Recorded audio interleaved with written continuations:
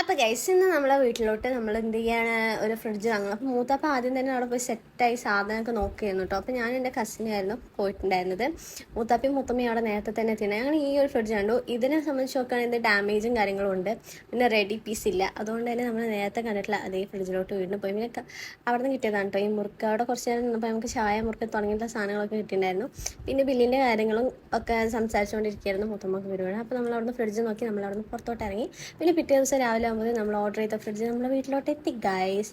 ബലി ബലി ബലി ബാഹുബലി എന്ന് പറഞ്ഞുള്ളൊരു സീനാണ് അവിടെ നടന്നുകൊണ്ടിരിക്കുന്നത്. നല്ല വെയിറ്റുള്ള ഫ്രിഡ്ജാണ്. കുറേ നേരം മെനക്കെട്ടിട്ടാണ് നമ്മളത് വീട്ടിനുള്ളിലോട്ട് കയറ്റിയിട്ടുള്ളത് കേട്ടോ. അങ്ങനെ ഫ്രിഡ്ജിൻ്റെ ഓപ്പണിങ് കാര്യങ്ങൾ നടന്നുകൊണ്ടിരിക്കുകയാണ് ഗൈസ്. അപ്പോൾ ഇതാണ് നമ്മുടെ സാക്ഷാൽ ഫ്രിഡ്ജ് വാങ്ങിയതുകൊണ്ട് തന്നെ എന്തായാലും ട്രീറ്റ് മെയിനാണല്ലോ. ട്രീറ്റ് മുഖ്യം പിക്കില്ലേ. അപ്പം നമ്മൾ ഉണ്ടാക്കുന്ന പാലട പായസമാണ് കേട്ടോ. മൂത്തമ്മ എനിക്കിട്ടൊരു ചെറിയ പണി തന്നടിയിൽ കൂടെ പാലട ഉണ്ടാക്കാൻ ഞാൻ ബെസ്റ്റാണെന്നുള്ള പേരിൽ എന്നെ അടുപ്പത്തോട്ടാക്കിയതാണ് ഗൈസ്. പക്ഷെ എനിക്കിഷ്ടമാണ് കേട്ടോ. അപ്പോൾ നമ്മൾ ഡബിൾ ഹൗസിൻ്റെ പാലട പായസം മിക്സാണ് ഇവിടെ എടുത്തിട്ടുള്ളത്.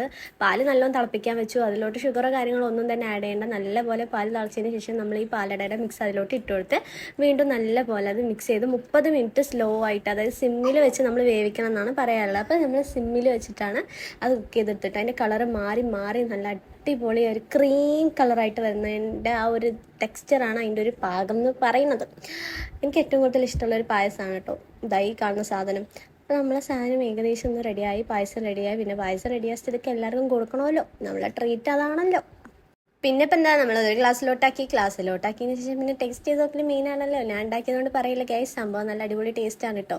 എക്സ്ട്രാ ഷുഗറോ കാര്യങ്ങളോ ഒന്നും ആഡ് ചെയ്യേണ്ടി വന്നില്ല, കുറച്ച് ബട്ടർ ആഡ് ചെയ്യേണ്ടി വന്നു. അപ്പോൾ ഇത്രയ്ക്ക് തന്നെ ഉള്ളൂ ഗൈസ് ഇന്നത്തെ പരിപാടി. അപ്പോൾ ഓക്കെ ബൈ. ഇനി എന്തായാലും അടുത്ത വീഡിയോയിൽ കാണാം.